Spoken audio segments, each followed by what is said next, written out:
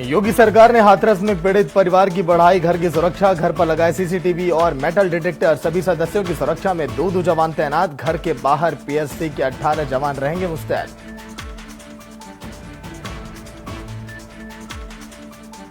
UP के CM योगी ने विपक्ष पर फिर किया तीखा वार। कहा सूबे के विकास को पटरी से उतारने की हो रही है साजिशें। उपचुनाव अभियान के तहत बांगरमऊ के बूथ कार्यकर्ताओं से किया संवाद।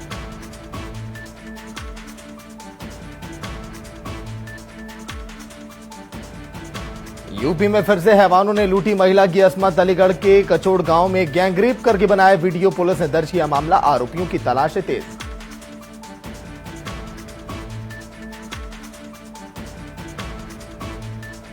बिहार में बीजेपी वीआईपी पार्टी की साझा प्रेस कॉन्फ्रेंस। महागठबंधन छोड़ एनडीए में शामिल हुए वीआईपी को मिली 11 सीटें। बीजेपी नेता और डिप्टी सीएम ने कहा मुकेश सहनी के आने से मजबूत हुआ एनडीए।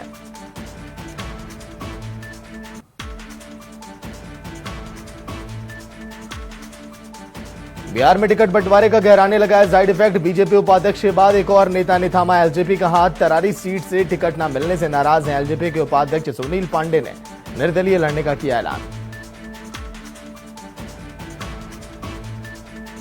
और धनबाद की बहुचर्चित नीरज सिंह हत्याकांड के जांच अधिकारी की हत्या की साजिश। इंस्पेक्टर निरंजन तिवारी के मर्डर प्लान के खुलासे से हड़कंप। 2017 में 4 लोगों की हत्या के मामले में बंद है यूपी के शूटर।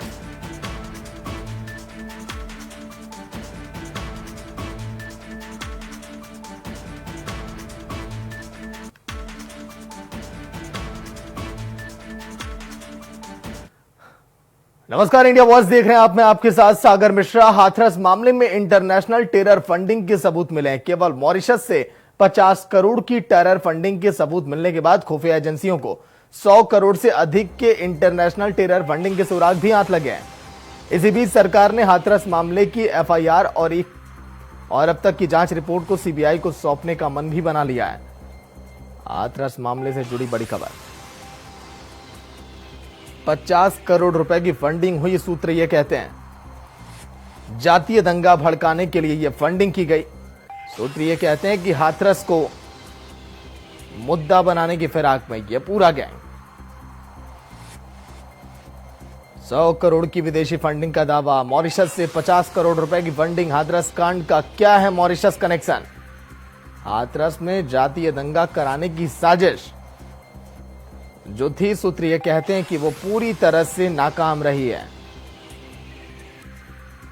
हाथरस में जातीय दंगा कराने की साजिश थी। लगातार सीएम योगी भी यह जिक्र कर रहे हैं कि विपक्ष इसको मुद्दा बनाने की फिराक में था और इसका कनेक्शन वीएफएफ से भी हो सकता है। मॉरिशस से 50 करोड़ रुपए की फंडिंग, सूत्र ये जिक्र कर रहे हैं।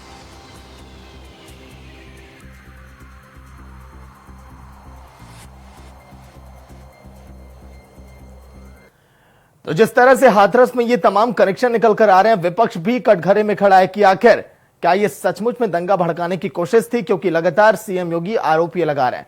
अश्वनी शाही नेता बीजेपी से होंगे, शौकत अली प्रवक्ता सपा से होंगे। आज के दिन स्टूडियो में बहुत बहुत स्वागत है शौकत जी आपका, और बीजेपी के जो जुड़े हैं अश्वनी शाही जी आपका। शौकत अली, जिस तरह से लगातार आरोप ये लगाए जा रहे हैं कि विपक्ष की पार्टी इस मुद्दे को भुनाने की कोशिश में दंगे कराना चाहती थी हाथरस के अंदर, ये तमाम आरोप मढ़े जा रहे हैं विपक्षी, इसीलिए लगातार हाथरस का दौरा भी कर रहे हैं। शौकत अली,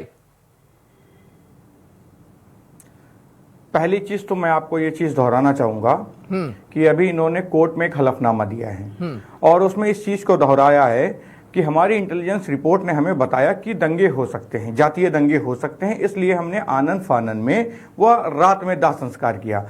महाराज, मैं आपके माध्यम से एक चीज जानना चाह रहा हूं। जब आप इस चीज को जानते थे कि जातीय दंगे हो जाएंगे, आपकी इंटेलिजेंस ने आपको रिपोर्ट दे दी थी, तो क्या आपका एक बार ये फर्ज नहीं बनता था कि आप विपक्ष से एक बार बैठक करें और राय मशवरा करें कि बताइए देश हित में फैसला लेना चाहिए नहीं चाहिए? पूरा विपक्ष, पूरा होता, कोई भी व्यक्ति ये नहीं चाहता है कि देश का माहौल खराब हो। पहली चीज ये। दूसरी चीज, जब आपको इसकी चीज की पूर्णतः जानकारी हो गई थी, तो क्या आपके विदेश मंत्रालय ने उस पर कोई पेच नहीं कसे? एक बार आपको उस पर भी ध्यान देना चाहिए। तीसरी चीज मैं दोहराना चाहता हूं, इन्होंने उस हलफनामे में एक चीज और कही है कि पूरा परिवार सहमत था, उनकी रजामंदी से हमने दाह संस्कार किया। जब सब कुछ सहमत था तो जातीय दंगा हो ही नहीं सकता। ये तो मनगढ़ंत कहानी है इनकी, जो अपनी सरकार को बचाने का एक प्रोपेगेंडा बनाया ये वो है। चौथी चीज देखिए, आपकी उसी दौरान, क्योंकि जब ये प्रकरण चल रहा था उसी दौरान अयोध्या पे एक मामले पे विचाराधीन था, उस पे फैसला होना था, तो जिले में हाई अलर्ट भी जारी था, उस धारा 144 भी लागू थी, उसके बावजूद कुछ लोग वहां पर बैठक कर रहे थे। महाराज ये बताइए, जातीय दंगा क्या विपक्ष कर रहा था? जो बैठक कर रहे थे अपने आपने कितनी कार्रवाई की, किन लोगों के खिलाफ कार्रवाई हुई, क्या आपने इस पे विशेष ध्यान दिया? नहीं दिया। चौथी चीज देखिए महाराज, इस पे क्या होता है। चौथी चीज, एक व्यक्ति दीपक शर्मा नामक व्यक्ति जो है वहां जाकर अनगढ़ बयान देता है, क्योंकि ये भी जानकारी आई कि वहीं का रहने वाला है, उस पर अभी तक कोई कार्रवाई नहीं हुई, उस पर कोई अभी तक ध्यान नहीं दिया गया और विपक्ष को कोसने का काम किया जा रहा। महाराज आपकी सरकार में आप सिर्फ सरकार बचाने में लगे ठीक हुए है, हैं, शौकत अली, यही सवाल मैं नहीं पूछूंगा लगी। अश्वनी जो शाही आपने से। नारा दिया था। अश्वनी जी, ये केवल शौकत अली नहीं कह रहा है, कई लोग ऐसे देश में हैं जो ये सवाल उठा रहे हैं कि पूरे मामले पर पर्दा डालने के लिए इस तरह की बातें कही जा रही हैं। इंटरनेशनल टेरर फंडिंग के जो सबूत मिले, या फिर आपने जिस तरह से इसका कनेक्शन का जिक्र किया, जातीय दंगा भड़काने की कोशिश की जा रही है, केवल यही कहा जा रहा है कई लोगों की जुबान से कि इस पूरे मामले पर बीजेपी पर्दा डालना चाहती है। अश्वनी जी। सागर जी, पर्दा किस बात का बीजेपी डालना चाहती है, मैं ये जानना चाहता हूं विपक्ष से। पर्दा किस बात का? जब जांच हो रही है, उत्तर प्रदेश सरकार ने एसआईटी गठित की, सीबीआई जांच की अनुशंसा की, नार्को टेस्ट की बात की। नार्को टेस्ट में भी विपक्ष विरोध कर रहा है, सीबीआई जांच में भी विरोध कर रहा है, एसआईटी की जांच ये लोग मानेंगे नहीं। तो पर्दा सरकार डाल रही है या विपक्ष जो है उसको भटकाने का प्रयास कर रहा है? और हमारे साथी अभी सपा के प्रवक्ता मित्र ने कई लाइन से कई चीजें गिनाई, मैं इनका सिलसिलेवार जवाब देना चाहता हूं कि इन्होंने कहा कि अगर आपको आशंका थी तो विपक्ष से क्यों नहीं राय लिया गया? विपक्ष से अगर कोई राय ली जाती है उसके लिए बना है विधानसभा और लोकसभा, वहां पर सारा विरोध, अगर कोई बिल बजट पास होना है तो ये लोग वॉकआउट कर जाते हैं। इनके नेता लंदन घूमने चले जाते हैं छुट्टी मनाने। कि देश हित में विपक्ष आपके साथ नहीं खड़ा है, कैसी बातें कर रहे हैं? मैंने आपके बीच में प्रभु मैंने आपके बीच में नहीं बोला। ठीक है, शौकत अली पहले सुन लेते हैं। शौकत अली, मैं आपसे जवाब लूंगा, अगर सुन लेते हैं पहले अश्वनी जी को। अगर आप सुनने का मादा नहीं रखेंगे, मैं भी बीच में बोलूंगा, डिबेट खराब हो जाएगी, कोई मतलब नहीं है उसका। बताइए। विपक्ष से राय ली जाती है, लोकसभा में जो है कोई चला जाता है इटली घूमने, एक कांग्रेस के हमारे नेता है वो हमेशा बाहर ही रहते हैं, लोकसभा से कोई मतलब नहीं है। बाकी जो सांसद है वॉकआउट करके चले जाते हैं, तो विपक्ष से कहां राय ली जाए, सबसे बड़ा सवाल। दूसरा, मैं एक अपने तरफ से इसमें जोड़ के कह रहा हूं कि अगर कोई भी, अभी जो भाई ने हमारे बीच में सवाल उठा दिया उस पर मैं कह रहा हूं, अगर कोई भी चीज होता है हिंदुस्तान, अगर भारतीय जनता पार्टी की सरकार है, देश में सरकार है, कोई भी सरकार होती है, वो अगर चाइना के खिलाफ एक्शन लेती है तो ये लोग सवाल करते हैं, अगर कोई देश हित में का काम करती है तो इन लोगों का सवाल है। ये सवाल नहीं है शौकत जी, शौकत जी, सिर्फ ये है यहाँ मोदी विरोध और योगी विरोध है। इसमें मैं आपको सागर जी बताना चाहूंगा। दूसरा, इन्होंने कहा जिले में हाई अलर्ट था तो क्या किया गया? जब अभी इन्होंने कहा कि विपक्ष सहयोग नहीं कर रहा है, मैं उस पे कह रहा हूं, इनके सवाल का जवाब है कि अगर जिले में हाई अलर्ट था, इनको भी पता था, ये सहयोग कर रहे थे, ये संवेदना व्यक्त कर रहे थे, सपा के प्रवक्ता है, सपा के 6 लोगों को अगर दे दी गई परमिशन तो वहां पर 600 लोग। अश्वनी जी, मेरा ये सवाल है कि ऐसी तस्वीरें देश के अंदर आप आने क्यों देते हैं? अगर शुरुआत में ही पीड़िता के परिजन अगर बार बार थानों के चक्कर लगा रहे हैं, अगर सिस्टम अगर आपका सही होता, प्रशासन अगर मुस्तैद होता, तो शायद देश में आज के दिन ये तस्वीरें हम और आप नहीं देखते। पूरा देश इस तरह से सड़कों पर प्रदर्शन नहीं करता अगर पहले ही कार्रवाई की गई होती, पहले ही अगर पीड़िता को अगर न्याय अगर मिल जाता। मानते कि नहीं इस बात को आप अश्वनी जी? नहीं, ऐसा मैं आपकी बात से सहमत नहीं हूं, क्योंकि जब पीड़िता का परिवार पहले गया, उसने एक एफआईआर लिखाई, उसकी एफआईआर लिखी गई, उसमें कहीं भी बलात्कार का जिक्र नहीं था, सिर्फ जो है उसमें मारपीट और उसका जिक्र था। उसके बाद वो कैसे बलात्कार में रिपोर्ट बदल दी गई, हर समय प्रशासन उनका, जब भी उसने जो रिपोर्ट बदली गई तो भी रिपोर्ट लिखी गई। और जब तक विपक्ष, सबसे अच्छी बात आपको मैं बताऊं, जब तक विपक्ष जागे तब तक प्रशासन वो लड़कों की गिरफ्तारी कर चुका था। उसके पहले ये लोग सोए हुए थे। इन लोगों को अगर ये पता था, जो मैं वो पीछे बात कह रहा था, थोड़ा सा उसमें अधूरा रह गया था मेरी बात, कि अगर, लेकिन अश्वनी जी, पुलिस शुरुआत में बीच बचाव की कोशिश में थी, शायद आपको शुरुआती तस्वीरें याद ना हो, परिवार के मुझे लोगों ने क्या भी ये है, कहा कि बार बार थाने के चक्कर हम लगाते रहे, कोई सुनने के लिए तैयार ही नहीं। नहीं नहीं नहीं, ऐसा कुछ नहीं था अभी शुरू से कोई बीच में। हाथरस मामले के बाद भी 4 ऐसे और मामले आ चुके हैं जहां पर पुलिस बार बार बचाने की कोशिश की है, चाहे वो बलरामपुर की घटना लूं मैं या आजमगढ़ की लूं। ठीक है शौकत अली, आप कुछ कहना चाहते थे, बताइए। अश्वनी जी आऊंगा आपके पास।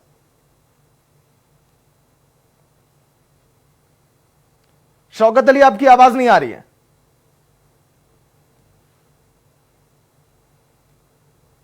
चलिए शौकत अली, मैं आपके पास आऊंगा, तकनीकी दिक्कत के कारण शायद आपकी आवाज नहीं आ रही। बताइए अश्वनी जी, कुछ कह रहे थे आप। मैं ये कह रहा था कि अगर संवेदना व्यक्त करने लोग जा रहे थे, चाहे किसी दल के लोग हों, विपक्ष हो, कोई भी हो, उनको संवेदना होनी चाहिए। एक पूरे मीडिया ने, पूरे देश ने देखा कि एक पार्टी के 2 बड़े नेता गाड़ी में आ रहे थे पूरे लाव लश्कर के साथ, वो संवेदना नहीं थी। और जब उनको ये हुआ कि आप 5 लोग जाएंगे, उसके बाद हंसी किस तरीके से गूंज रही थी। अगर मानवीय मूल्यों की इतनी गिरावट आ चुकी है तो संवेदना व्यक्त करने नहीं जाना चाहिए। संवेदना व्यक्त करने के लिए आदमी का भाव होता है, आदमी की भंगिमा होती है। संवेदना, अगर हमारे घर में कोई किसी का इंतकाल हो गया हो, किसी की डेथ हो गई हो और आप आएंगे और हंसते हुए आएंगे मेरे घर, आपका भाव होना चाहिए कि मेरे साथ आप हैं। तो प्रियंका जी और राहुल जी का आपने देख लिया था। दूसरे दिन सपा के 6 लोगों को जब दिया गया, परमिशन दिया गया उत्तर प्रदेश सरकार की तरफ से, तो 600 लोग क्यों गए? संवेदना व्यक्त थी या बारात लेकर गए? तो ये विपक्ष हमेशा जो है टहलाने की बात कर रहा है, हमेशा भ्रमित करने की बात कर रहा है। और अब देखिए, पहले मुस्लिम और हिंदू दंगे किए कराए जाते थे, अब हिंदू और हिंदू 2 जातियों को लड़ाने की बात थी। इसमें कौन सा कनेक्शन आ गया? सहारनपुर में दंगे ऐसे ही हुए थे, उस तरीके के दंगे भड़काने की कोशिश की गई। 100 करोड़ ठीक है अश्वनी जी, शौकत अली जुड़ गए। शौकत अली जी, ये कहना है बीजेपी का, अगर हाथरस में जांच अगर चल रही है तो जांच में सहयोग क्यों नहीं किया गया? बारात लेकर जाने की क्या जरूरत है विपक्षियों को? जब भी कोई विपक्ष का नेता जाता है, पूरा काफिला उनके साथ जाता है, वहां रैली थोड़ी निकाली जा रही है। शौकत अली जी, नहीं नहीं नहीं नहीं, नहीं। ये बिल्कुल अनगढ़ बयान है इनका। देखिए, वहां की जिले की कमेटी होती है, 2-4 पदाधिकारी होते हैं, वो सब पहुंच जाते हैं वहां पे, ये वाजिब चीज है। ये भी जाते थे, कभी विपक्ष में थे तो इनके साथ भी 2-4-10 लोग वहां पहुंच ही जाते थे, ये एक वाजिब चीज। दूसरी चीज मैं ये चीज दोहराना चाहूंगा, देखिए बार बार ये कहते हैं कि विपक्ष जातीय दंगा भड़काना चाहता है। महाराज, मैं आपके माध्यम से एक चीज जानना चाहता हूं। धारा 144 लागू होने के बावजूद वहां कुछ लोग लगातार बैठक कर रहे थे। आप बताइए, उनके खिलाफ आपने क्या कार्रवाई की? उनके खिलाफ कितने मुकदमे पंजीकृत किए? किन लोगों के खिलाफ मुकदमा हुआ और किन लोगों के खिलाफ नहीं हुआ? तीसरी चीज मैं इनको दोहराना चाहूंगा, बार बार आप हम पे आरोप लगाते हैं विपक्ष हमें सहयोग नहीं करेगा। महाराज, एक बात बताइए, देश हित की बात आएगी, देश हित में विपक्ष आपके साथ नहीं खड़ा था अभी पूर्व में? ठीक है, चलिए शौकत अली आऊंगा मैं आपके पास। अश्वनी जी, आपकी भी पार्टी के कई नेता गए वहां पर मुलाकात करने के लिए, वो भी वाहवाही लूटने के लिए गए। देखिए, सियासी मुद्दा तो इसको बखूबी बनाया गया, राजनीतिक रोटियां सेकने की तमाम कोशिश अभी भी की जा रही है हाथरस के मुद्दे पर, लेकिन आगे कैसे सिस्टम को सुधारा जाए, आगे कैसे लोगों के हौसले ना बुलंद हो ऐसे अपराधियों के, ऐसे दरिंदों के, शायद इस पर अब कोशिश अब करनी चाहिए। अगर आप रेप के आंकड़ों को उठाकर देखेंगे तो अश्वनी जी शायद आप खुद ही चौंक जाएंगे। तो थोड़ा ये विचार विमर्श करने का भी ये विषय है। सागर जी, बहुत बढ़िया और मौजूद सवाल आपने पूछा, बहुत अच्छा सवाल है आपका। इस समय देखिए, राजनीति करने की कोशिश, राजनीतिक पार्टियां कोई भी हो, पक्ष में हो विपक्ष में हो, वो होता रहता है बिल्कुल। लेकिन अगर संवेदना का मामला हो तो संवेदनशील बनने की जरूरत है। उत्तर प्रदेश सरकार ने देखिए, मैंने एक चैनल पे और भी मैंने स्पष्ट रूप से कहा कि कुछ गलतियां हुई थी। जो एसआईटी की पहली रिपोर्ट आई तो आपने देखा तो त्वरित कार्रवाई की गई और पुलिस के कई लोग हटाए गए। तो सरकार पूरी तरीके से अपना सर्वस्व देकर ये चाहती है कि हम जो है कुछ ऐसा न होने दे कि जिससे उत्तर प्रदेश सरकार की छवि खराब हो और रहने वाले यहाँ 23 करोड़ जनता के अंदर एक गलत संदेश जाए कि नहीं, सरकार कुछ नहीं कर रही है। क्योंकि सरकार करना चाहती है, सरकार मजबूती से करना चाहती है। अगर नहीं करना चाहती हो तो सीबीआई जांच की वो अनुशंसा नहीं करती, नार्को टेस्ट की बात नहीं करती, क्योंकि वहां पर कुछ विरोधी पक्ष के भी बयान आ रहे हैं जो पीड़िता से इतर हैं लोग, जिसका कि हमारे साथी अभी कह रहे थे कि लोग वहां पर उस गांव के लोग वहां पर मीटिंग कर रहे थे।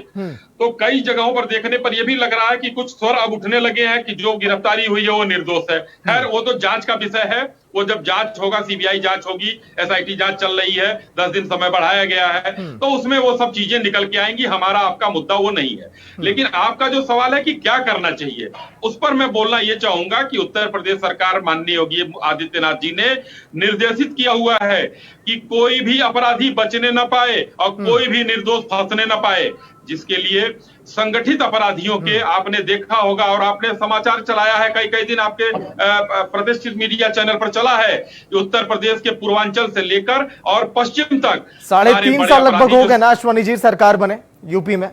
3.5 सालों में तस्वीरें कितनी बदली वो आप देखते हैं कभी कागजों में? क्या हालात हुए अभी तक? या तो अपराधी यूपी छोड़कर भाग जाएंगे या तो फिर वो रहेंगे ही नहीं इस दुनिया में। ऐसा हुआ नहीं है, लेकिन ना देख आंकड़े ये दर्शाते हैं अश्वनी जी। मैं आपको बताना चाहूंगा, हुआ है। पूर्वांचल में मैं कह रहा हूं कि पूर्वी जिले में चले जाइए, आजमगढ़, गाजीपुर, इलाहाबाद, ये सारे बड़े अपराधी जो मुख्तार अंसारी, अतीक अहमद, पश्चिम चले जाइए, सुनील राठी से लेकर और कौन गुजर और कितने अपराधी हैं, इनके साथ इन लोगों के संगठित अपराध के किले को ध्वस्त किया गया है उत्तर प्रदेश की सरकार और पुलिस के द्वारा, ध्वस्त कर दिया गया। मैं कहना चाहूंगा कई 100 करोड़ की संपत्तियां इनकी नाश की गई हैं। मैं देख रहा हूं बखूबी इस पर खबर भी चलती है, मुख्तार अंसारी पर कार्रवाई की जा रही है, वो मैं देख रहा हूं। ठीक है, शौकत अली जुड़ गए, काफी इंतजार कर रहे हैं बोलने का। शौकत अली जी, मैं ये कहना चाहता हूं जब इस तरह के मसले सामने आते हैं तो शायद यहां पर सभी को एकजुट होना चाहिए। क्या किया जाए? क्योंकि देखिए आम जनता में भी आक्रोश उठता है जब विपक्षी इस तरह से हमला करते हैं, तो कैसे इस मसले पर राजनीतिक रोटियां ना से की जाए, कैसे मिलजुल कर काम किया जाए, शायद इस पर जोर होना चाहिए विपक्षी पार्टियों का भी। शौकत अली बताइए। देखिए इसी बात को मैं इसी संदर्भ में बात कह रहा था। मैं कह रहा था कि विपक्ष से एक बार राय मशवरा हुआ होता और कहा जाता कि देखिए वहां माहौल खराब होने वाला है, तो मुझे लगता है जो तस्वीर आज सामने है वो तस्वीर नहीं होती। ये जो आज अपने आप को बचाने का प्रयास कर रहे हैं शायद ये ना होता। दूसरी चीज मैं कहना चाहूंगा, बार बार एक आरोप लगा रहे बहुत संवेदन है, हमारी सरकार बहुत अपराधियों के लेकर कार्यक्रम कर रही, बहुत कार्रवाई हो रही। महाराज मैं आपसे 2 शब्दों में बात पूछना चाहूंगा अश्वनी साहब से, भारतीय जनता पार्टी के नेता हैं, बताइए साहब, इतना संवेदन है आप महिलाओं को लेकर कि आपके बाराबंकी के नेता एक इतना निंदनीय बयान दे देते हैं जो समाज में कहीं भी एक्सेप्ट करने लायक नहीं है। आप उनके खिलाफ कितनी कार्रवाई कर रहे हैं अभी तक, और क्या कार्रवाई की है? जानते हैं कल उन्होंने क्या कहा कि ऐसी लड़कियां खेत में पाई जाती हैं, बाजरे खेत में पाई जाती हैं, दुनिया भर के आरोप लगा दिए उन्होंने। अरे महाराज, आप इतना संवेदन है कि महिलाओं को समझ ही नहीं पा रहे हैं। महिलाओं को लेके जो बयान दे रहे हो कितना गलत था, समाज में क्या गलत मैसेज दे रहा था, आपको जानकारी नहीं है। शौकत अली, मैं आपका सवाल करूंगा अश्वनी जी से भी, लेकिन आपके पार्टी के मुखिया ने जो जिक्र किया था एक बार लड़के हैं गलती हो जाती है, वही जवाब उस पर भी दीजिएगा। देखिए सागर मिश्रा जी, नहीं लेकिन अश्वनी जी जवाब आप दीजिए। मैंने आपकी मुंह की बात तो छीनी, मैं सवाल पूछूंगा अभी, लेकिन आप बताइए क्या ऐसे नेताओं को पार्टी में रखना जरूरी है जो आपकी पार्टी की छवि खराब कर रहे हैं, ऐसे बयान मुंह दे रहे हैं? अगर सपा ने अपने मुखिया को, शौकत जी, अश्वनी जी मैं आपसे जवाब ले रहा हूं आपकी पार्टी के बारे में, सपा से सवाल मैं करने के लिए यहां पर हूं खड़ा जी। हाँ, आप अपनी पार्टी का जवाब दीजिए। क्या कोई नेता इस तरह का बयान देता है क्या वो पार्टी में रहना चाहिए? अभी मैं वही कह रहा हूं, तो माननीय मुलायम सिंह यादव जी ने बदायूं रेप कांड के बाद ये कहा था कि लड़कों से गलती हो जाती है, उनके खिलाफ सपा ने क्या कार्रवाई की, बताइए जरा मुझे। कोई कार्रवाई हुई? देखिए अश्वनी जी आपको जानकारी नहीं है, मैंने इसी चैनल पे बहुत गंभीरता से कहा था कि अपराध है। अच्छा अश्वनी जी, मैंने सियासत में चीज मैंने देखी है, बहुत मैंने डिबेट किया, जब भी सामने वाली पार्टी से हमने आज तक सवाल किया ना, सामने वाली पार्टी ने कभी अपना जवाब दिया ही नहीं। जो अगले आरोप पिछली पार्टी पर लगे, सामने जो पार्टियां बैठी हैं, जो प्रवक्ता बैठे, उन पर आप सवाल उठा देते हैं। आप अपना स्टैंड तो क्लियर करिए ना अश्वनी जी, पहले सपा तो अपना जवाब देगी। बचाव कर रहे हैं, जिन लोगों का मैं आपसे पूछना चाहता हूँ, रेप होने के बाद आदमी पीड़ित परिवार से मिलने जाता है या आपके आरोपियों से? आपके 2 साल, ठीक है चलिए शौकत अली 1 मिनट आप चुप हो जाएगा। जो मेन पीड़िता से मिलने नहीं गए, जो आज के दिन मेन सवाल है फंडिंग को लेकर, यहाँ हाथरस में भी ठीक है अश्वनी जी, रेप पीड़ित से मिले या नहीं मिले? शौकत अली 1 मिनट में आपके पास आऊंगा।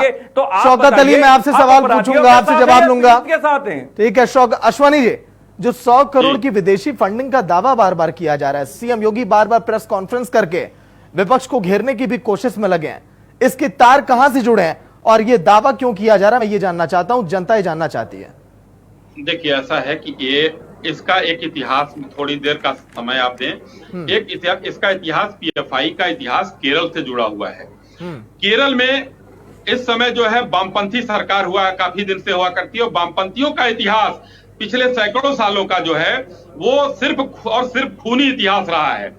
उन लोगों ने कभी भी वामपंथ में कभी भी कुछ ऐसा नहीं रहा। लेकिन केरल में पिछले कई सालों से सैकड़ों आरएसएस के कार्यकर्ताओं की और हिंदुओं की हत्या हुई है। वहां से इसका एक मुखिया जो है वो अब्दुल सलाम, जो बिजली विभाग का कर्मचारी है वहां का, ये पीएफआई का मुखिया वहां से इस चीज को लेकर आता है दूसरे प्रदेशों में। दिल्ली दंगों में पीएफआई कनेक्शन जाहिर हो चुका है। उसी समय उत्तर प्रदेश के मुख्यमंत्री जी ने अनुशंसा किया था कि इसको बंद कर दिया जाए, पीएफआई को उत्तर प्रदेश में बैन किया जाए।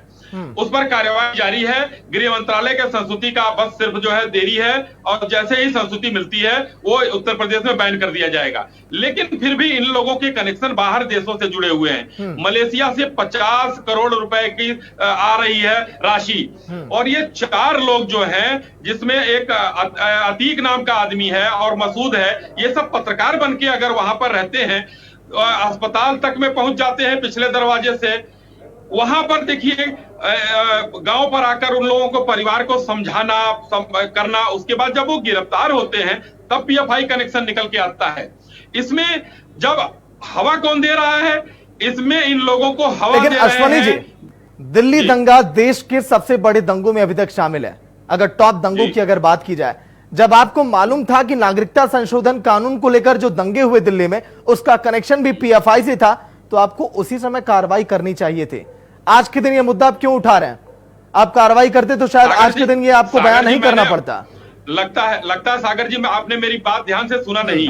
उत्तर प्रदेश की सरकार ने अनुशंसा कर दिया है, और सिर्फ गृह मंत्रालय से उसकी संस्तुति मिलने की देरी है। उत्तर प्रदेश में पीएफआई बैन कर दिया जाएगा। ये मैं आपको इस बात को फिर से हेडलाइन से कहिए तो फिर से दोहरा दूं।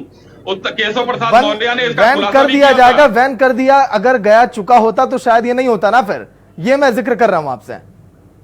सिमी के लोग, पहले सिमी बैन किया गया, सिमी के लोग इसमें आ गए हैं, अब इसको भी बैन किया जाएगा। जब हम उत्तर प्रदेश, सरकार सोई नहीं है, सरकार जागरूक है। कागजी कार्रवाई होती है, कागज की कार्रवाई करके भेजी गई है, अनुशंसा मिलते ही इसको बैन कर दिया जाएगा। किसी भी आतंकवादी को उत्तर प्रदेश में पनपने नहीं दिया जाएगा, चाहे कोई भी हो। और दूसरे दल के लोग इसको हवा दे रहे हैं। और क्यों नहीं, बलरामपुर में क्यों नहीं इन लोगों ने कुछ किया? बलरामपुर में चूंकि एक जाति वर्ग से लोग हैं, एक संप्रदाय के लोग हैं। आजमगढ़ के जो बलात्कारी हुए एक संप्रदाय के मैं जवाब दे दे रहा हूं। मैं आऊंगा आपके पास। अश्वनी सागर मिश्रा साहब, मैं इस पे जवाब दे रहा हूं। बताइए। देखिए, अश्वनी साहब को शायद ठीक से जानकारी नहीं है, जिस तरह आरोप लगा रहे हैं कि एक जाति विशेष के लोग हैं। अश्वनी साहब बताइए, भारतीय जनता पार्टी के कितने लोग बलरामपुर मिलने गए?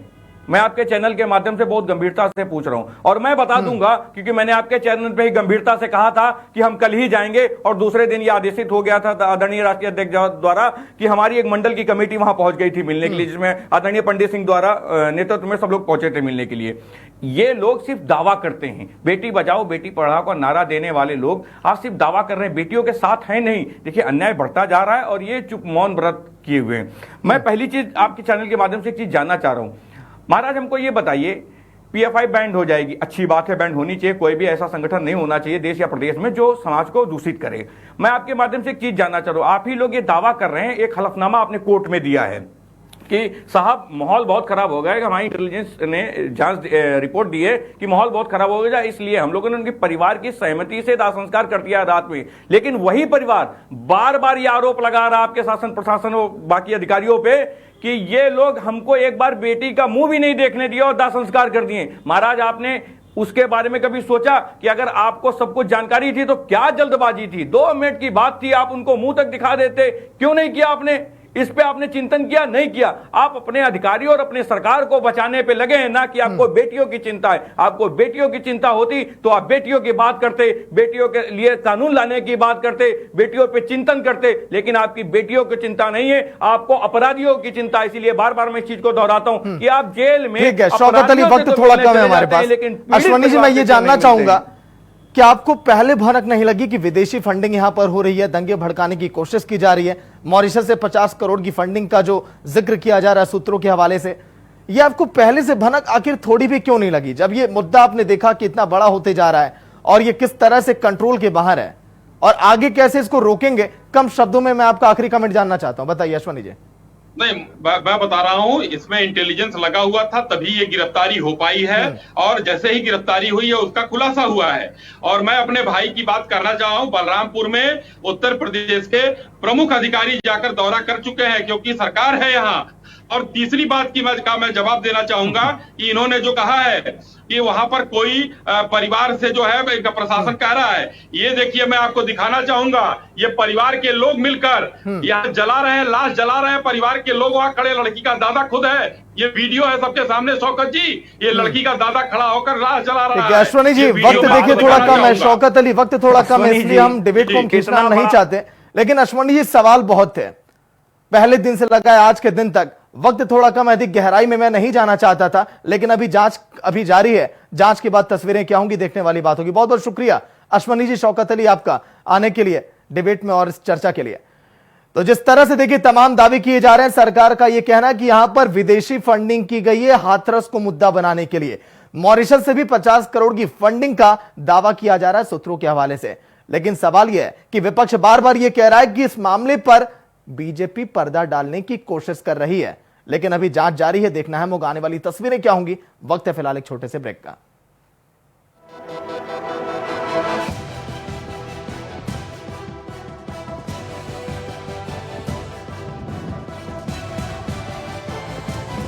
इंडिया वॉइस, आपकी सोच, आपकी आवाज।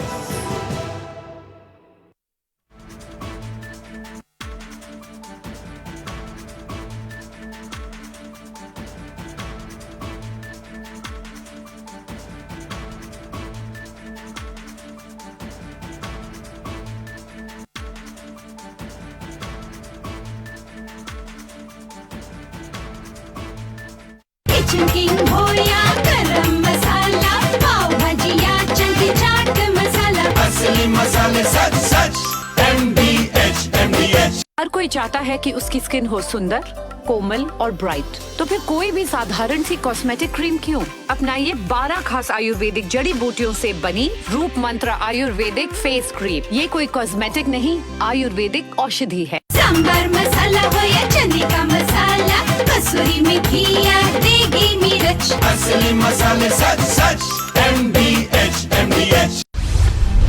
बिहार में बदल गया दोस्ती का स्वरूप,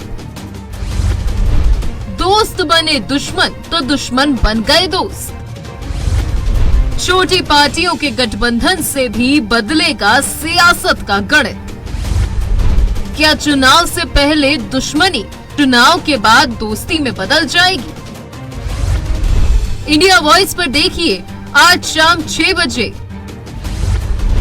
सियासत में सब चलता है। ये धरती है ध्यान की, आध्यात्म की, जिसमें दिशा दी सर्वधर्म संपन्न इस महान लोकतंत्र में। उसी बनते बढ़ते उत्तर प्रदेश की हर खबर, शहर दर शहर, जिला दर जिला, तहसील दर तहसील, 100 रिपोर्टर्स के सबसे बड़े नेटवर्क के साथ, राजनीति से लेकर सामाजिक सरोकार तक, अर्थव्यवस्था से लेकर अपराध तक, हर खबर दिन भर। प्रदेश के सबसे तेज न्यूज नेटवर्क इंडिया वॉइस पर।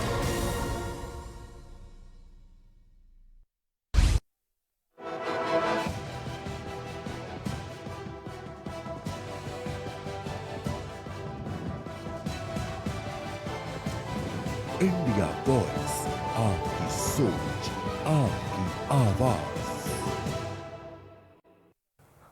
तो चलिए ब्रेक के बाद स्वागत है आपका। हाथरस गैंगरेप मामले में पीड़ित परिवार की सुरक्षा फिलहाल अब बढ़ा दी गई है। यूपी सरकार ने मंगलवार को सुप्रीम कोर्ट में परिवार को पूरी तरह से सुरक्षा देने का भरोसा दिया था, जिसके बाद आज पीड़ित परिवार के घर के बाहर 7 जवान तैनात हैं और एसपी के नेतृत्व में 6 जवान और भी घर के गेट पर 2 दरोगाओं की भी तैनाती की गई है।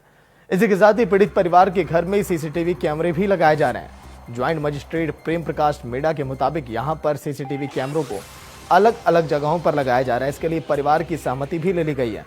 यूपी सरकार के गृह विभाग की ओर से जो सुरक्षा के इंतजाम किए जा रहे हैं उसमें पीड़ित परिवार की सुरक्षा बढ़ाई गई है। 24 घंटे परिवार के हर सदस्य के साथ 2 बॉडीगार्ड भी रहेंगे। परिवार के घर के बाहर पीएससी के 18 जवानों की भी तैनाती की गई है। घर के अंदर भी हेड कांस्टेबल के अलावा 6 अन्य गार्ड जो कि रहेंगे। घर के प्रवेश द्वार पर अब 2 सब इंस्पेक्टर शिफ्ट के मुताबिक तैनात रहेंगे। मेटल डिटेक्टर से वहां पर सुरक्षा की जाएगी, लोगों की जांच की जाएगी जो भी घर में आएगा, क्योंकि परिवार की सुरक्षा को लेकर सवाल उठे थे कि कैसे आप सुरक्षित रखेंगे उन गवाहों को, उन परिवार के लोगों को। घर के बाहर भी 7 जवान तैनात। पीड़ित परिवार की सुरक्षा बढ़ाई गई, चौकसी बढ़ाई गई, इंतजाम किए गए कि आखिर कैसे महफूज रहेंगे वहां के लोग, परिवार के लोग, पीड़ित परिवार के लोग। घर के गेट पर 2 दारोगाओं की तैनाती। घर आने जाने वाले लोगों का पूरा ब्यौरा होगा कागजों में कि कौन आया, कौन गया, कितने बजे आया, क्या मुलाकात हुई, क्या बातचीत हुई, ये सब कुछ।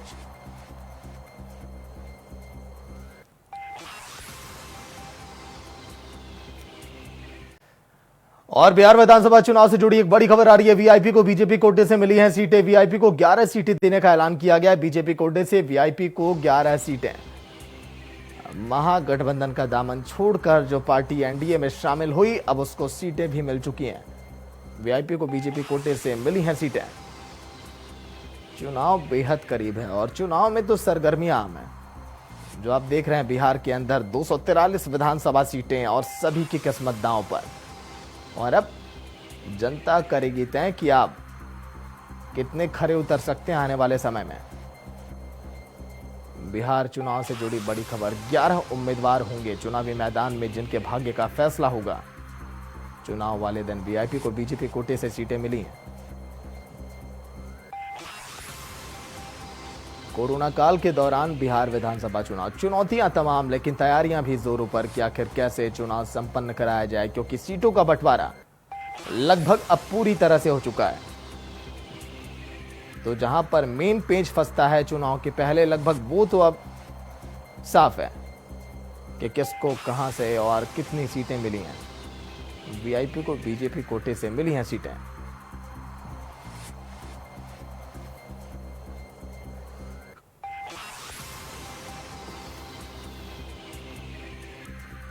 वीआईपी को 11 सीटें देने का ऐलान। बीजेपी कोटे से वीआईपी को मिली 11 सीटें।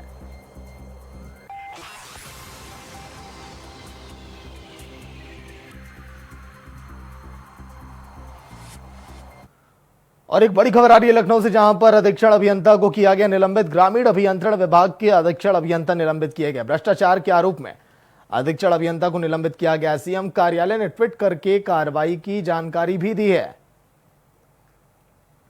अधीक्षण अभियंता को निलंबित किया गया और जानकारी भी दी गई। तो चलिए फिलहाल यूपी सरकार की तरफ से प्रेस कॉन्फ्रेंस की जा रही है। हालात कैसे हैं प्रदेश में कोरोना को लेकर, सुनिए आप। लगभग 60% आबादी का सर्वेलेंस हो चुका है और ये सर्वेलेंस की लगातार प्रक्रिया है। कई आवासों का 2 बार भी हो चुका है सर्वेलेंस। माननीय मुख्यमंत्री जी ने आज समीक्षा बैठक में ये निर्देश दिए हैं। उन्होंने ये लखनऊ और कानपुर के बारे में भी स्वास्थ्य विभाग को और चिकित्सा शिक्षा विभाग को निर्देश दिए हैं कि अस्पतालों में समुचित देखभाल हो, समय से मरीज को अस्पताल लाया जाए।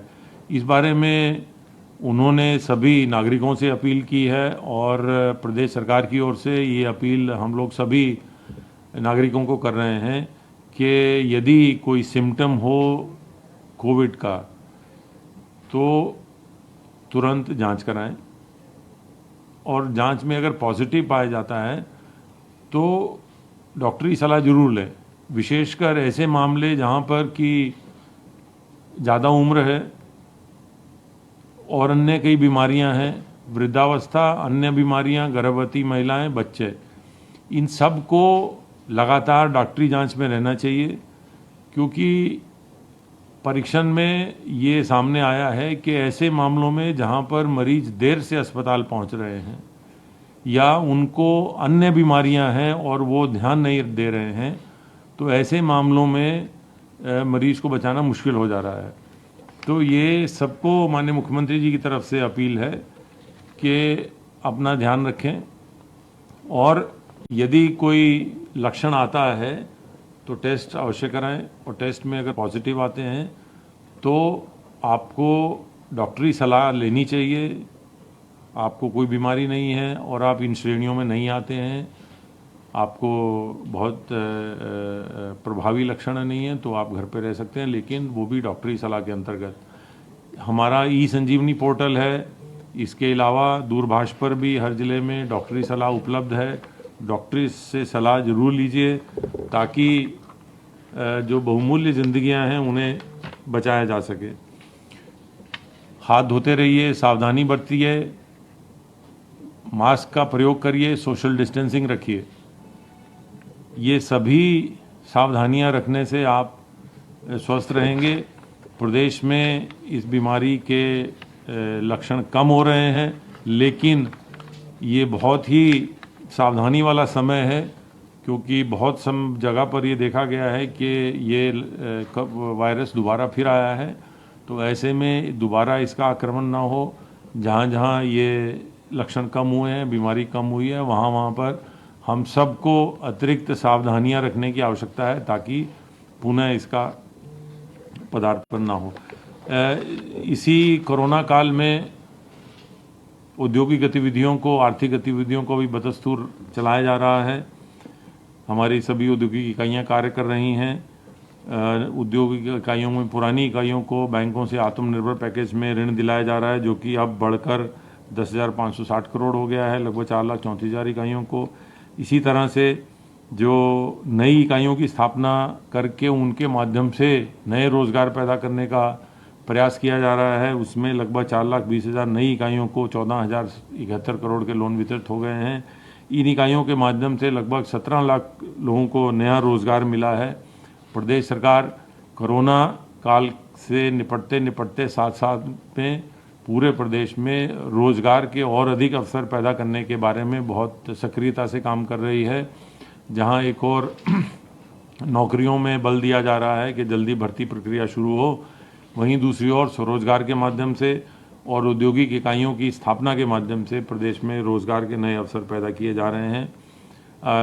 लगभग 41,000 कोविड हेल्प डेस्क उद्योगों में स्थापित कर दिए गए हैं। इसके अलावा किसानों का धान क्रय का कार्य बहुत तेज़ी से चल रहा है और ये मैं राज्य सरकार की ओर से अनुरोध करना चाहूँगा कि किसान अपना धान क्रय केंद्र पे ले जाएं। लगभग 4,000 क्रय केंद्र खोले गए हैं, जो कि पिछले साल से लगभग 1,000 क्रय केंद्र अधिक हैं। सभी केंद्रों पर समुचित धनराशि की व्यवस्था कर दी गई है। ये भी निर्देश दिए गए हैं कि धान क्रय के बाद उसकी धनराशि तत्काल घंटों में ही उनके किसानों के खातों में तो उसकी ट्रांसफ़र हो जाए। किसानों की जो अभी अतिवृष्टि से, ओलावृष्टि से फसलों की हानि हुई थी प्रदेश सरकार द्वारा, उसके लिए लगभग 180 करोड़ रुपए की धनराशि अमुक्त की जा चुकी है, जो जनपदों में उनको जिलाधिकारियों के माध्यम से वितरित हो रही है। ये सभी प्रक्रियाएं वर्तमान काल में हो रही हैं। सबसे ज़रूरी है कि कोरोना से हम लोग बचें, हाथ समय समय पर धोते रहें, मास्क लगाएं, सोशल डिस्टेंसिंग रखें और डॉक्टर से सलाह लेते रहें। धन्यवाद।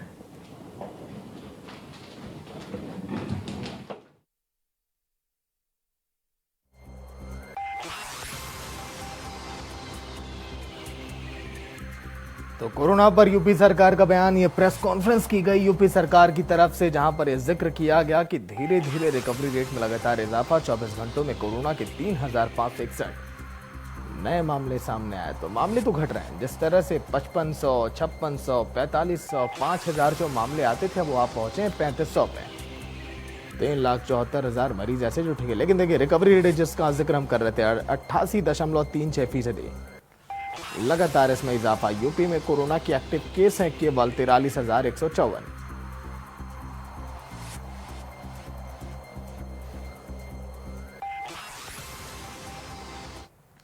और जौनपुर में आम आदमी पार्टी के राज्यसभा सांसद संजय सिंह ने हाथरस मामले पर प्रेस कॉन्फ्रेंस करते हुए सरकार पर जमकर निशाना साधा। हाथरस मामले पर बोलते हुए संजय सिंह ने कहा कि सरकार हाथरस के दरिंदों को बचाने में जुटी है। सरकार मामले पर लीपापोती करने में जुटी है। संजय सिंह ने कहा कि पीड़िता के परिवार का नार्को टेस्ट कराना गैर कानूनी है।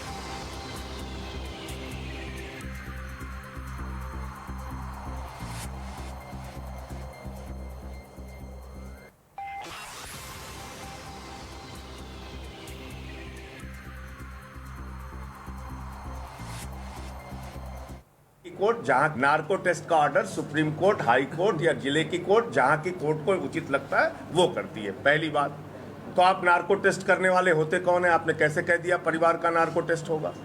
दूसरी बात, सीबीआई की जांच हम उसके खिलाफ नहीं है, हम कह रहे हैं उसकी सुप्रीम कोर्ट के सिटिंग जज से मॉनिटरिंग होनी चाहिए। इसमें क्या आपत्ति सरकार को हो सकती है? वो आप कराइए। जब परिवार को आप सुरक्षा नहीं दे सक रहे हैं, ऐसे समय में भी वो लोग दहशत में हैं। मैं परिवार से मिलने गया था, वो लोग कह रहे हैं कि उनको खतरा है, तो आप उनको वायु श्रेणी की सुरक्षा दीजिए। और छपरा विधानसभा क्षेत्र से बीजेपी के बागी नेता विजया रानी ने निर्दलीय चुनाव लड़ने की घोषणा की। विजया रानी लगभग 30 सालों से छपरा विधानसभा क्षेत्र बीजेपी के साथ जुड़ी रहेंगी, लेकिन इस बार विजया रानी को चुनाव का टिकट नहीं मिलने पर उन्होंने निर्दलीय चुनाव लड़ने की घोषणा की। लोगों की माने तो छपरा में विजया रानी काफी अच्छी पकड़ है उनकी। निर्दलीय चुनाव लड़ेंगे विजया रानी। बीजेपी की बागी नेता हैं विजया रानी। 30 सालों तक बीजेपी के साथ रही विजया रानी। छपरा में रानी की अच्छी पकड़। बागी